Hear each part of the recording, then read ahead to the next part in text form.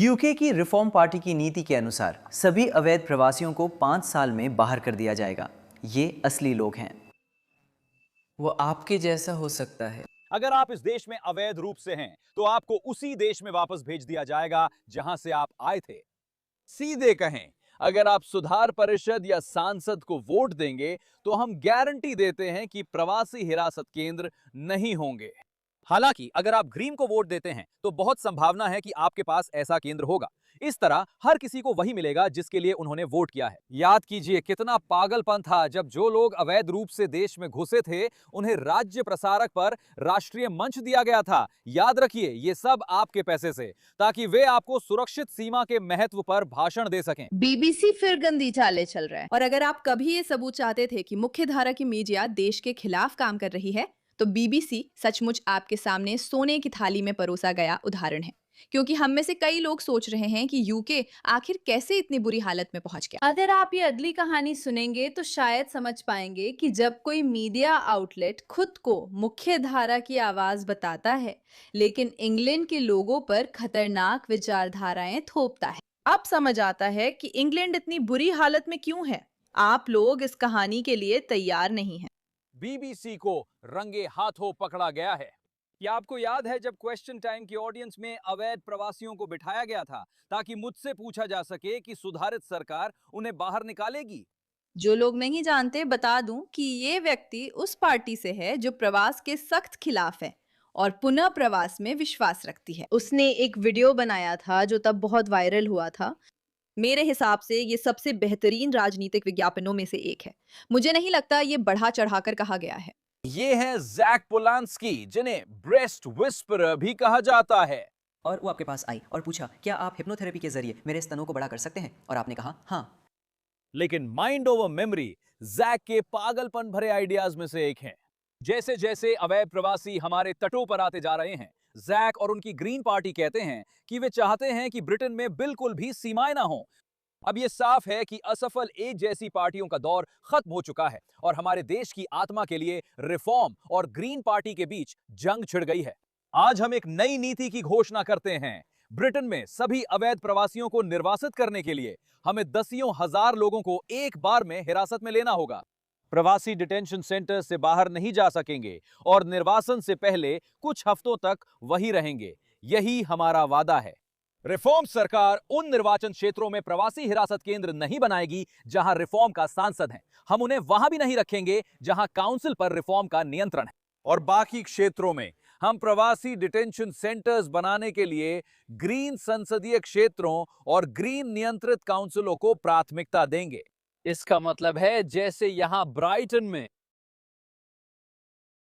अगर आप reform council या रिफॉर्म सांसद को वोट देंगे, तो हम गारंटी देते हैं कि आपके पास प्रवासी हिरासत केंद्र नहीं होगा।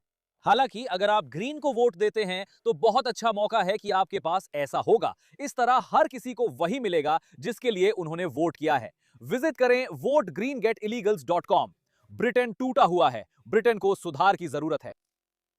मुझे लगता है कि आप खुद समझ सकते हैं कि ये शायद अब तक के सबसे बेहतरीन विज्ञापनों में से एक क्यों है, क्योंकि ये खुद ही अपनी बात कहता है। लोगों को ये समझाने की कोशिश करने के बजाय कि उन्हें उनके लिए वोट करना चाहिए, उनकी अपनी नीतियों को उनके खिलाफ काम करने दें। देखिए, अगर आपको किसी और की चीजें पसंद नहीं है जो वो कर रहे हैं, तो बस लोगों को ये साबित कर दें कि उन्हें भी वो चीजें पसंद नहीं है। खैर, ये वीडियो का मुख्य मुद्दा नहीं है, लेकिन यही वो आदमी है जिसे हम देख रहे हैं, क्योंकि लोगों को उसकी एंटी इमिग्रेशन नीति पर उसका आत्मविश्वास पसंद नहीं आया। इसलिए वो बीबीसी पर इस मुद्दे पर चर्चा करने आते हैं, जैसा कि चर्चित राजनेता करते हैं। देखते हैं उन्होंने क्या किया। रिफॉर्म नीति के तहत यूके सभी अवैध प्रवासियों को 5 साल में बाहर करेगा। मेरा मतलब है, ये असली लोग हैं। वो आपके जैसा भी हो सकता है। अगर आप इस देश में अवैध रूप से हैं, तो आपको उसी देश में वापस भेज दिया जाएगा जहां से आप आए थे। क्या मैं बस इतना कह सकती हूँ कि जिस तरह से वे इस आदमी का इस्तेमाल कर रहे हैं, जो साफ तौर पर प्रवासी पृष्ठभूमि से आता है, वो उनकी चालाकी का हिस्सा है।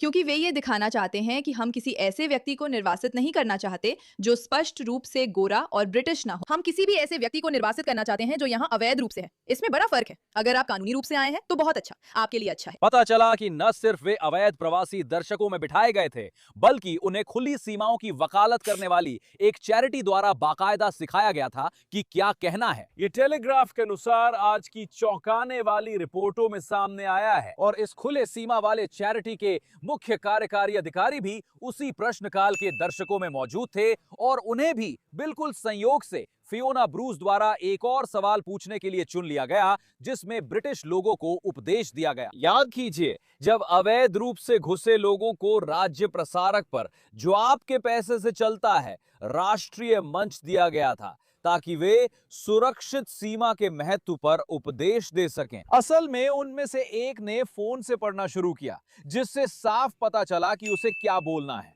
यह बताया जा रहा था और उसकी लाइनें लिखवाई जा रही थीं।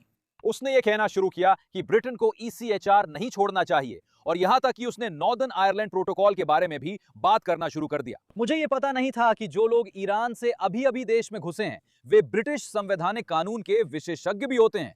अब हमें पता चल गया कि ऐसा क्यों है। उन्हें वहां भेजा गया था, और क्या कहना है इसकी ट्रेनिंग दी गई थी। इस ओपन बॉर्डर्स चैरिटी द्वारा उन्हें उनकी बातें सिखाई गई थी। BBC को इसके बारे में पता था, और वे वहां सिर्फ एक ही वजह से थे, और वो थी BBC की ओपन बॉर्डर्स प्रोपेगेंडा का माध्यम और साधन बनना। ये कि वे लोग दर्शकों में थे, शर्मनाक है, और BBC ने इसे छिपाया, ये तो उससे भी बदतर है। मुझे डर है कि BBC नैतिक रूप से दिवालिया हो चुका है। और अब आप इस बिंदु पर यह मान सकते हैं कि BBC पर जो भी खबरें आप देखते हैं, वे वास्तव में ओपन बॉर्डर्स चैरिटी द्वारा चुपचाप चलाई जा रही एक ऑपरेशन का हिस्सा है।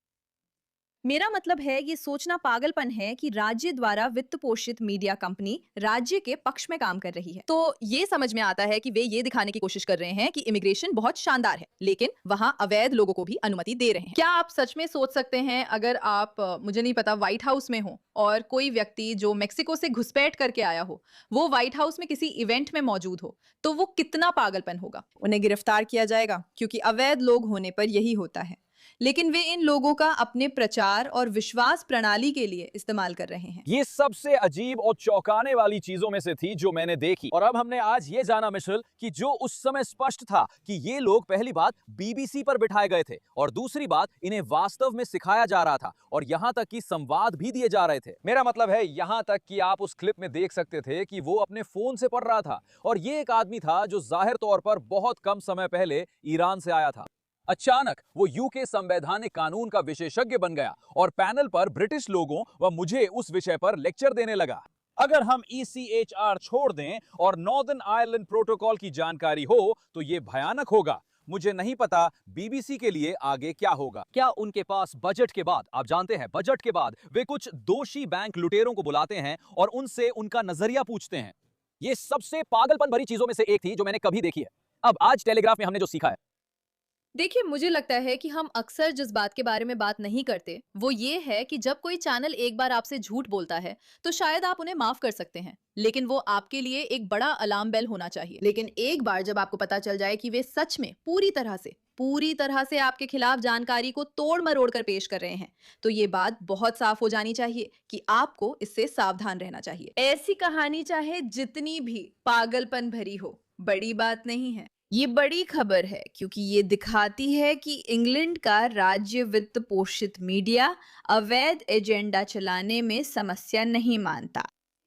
अवैध, वे गैर कानूनी रूप से मौजूद लोगों की बात सुनने को तैयार हैं। आप जानते हैं, सरकार के कानून की।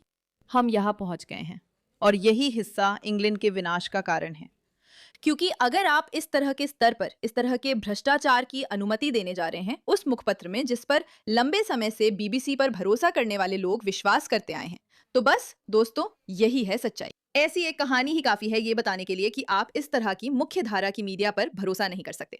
ये डरावना है कि वे किस किस चीज से बच निकलते हैं, लेकिन इससे भी ज्यादा डरावना ये है कि लोग अब भी समझ नहीं पा रहे हैं। BBC एक बहुत बड़ा कारण है कि UK जितना गिर चुका है उतना गिर गया है, क्योंकि उन्होंने लोगों पर ऐसी विचारधाराएं थोपी हैं जो गलत हैं। गैर कानूनी चीज को वैधता देना गलत है। कानून यही कहता है, अगर कुछ गैर कानूनी है तो वो देश में सही नहीं है, फिर भी वे इसे बढ़ावा दे रहे हैं और सांसद के सामने भी नहीं डरते। इस मुद्दे पर ध्यान देने के लिए धन्यवाद।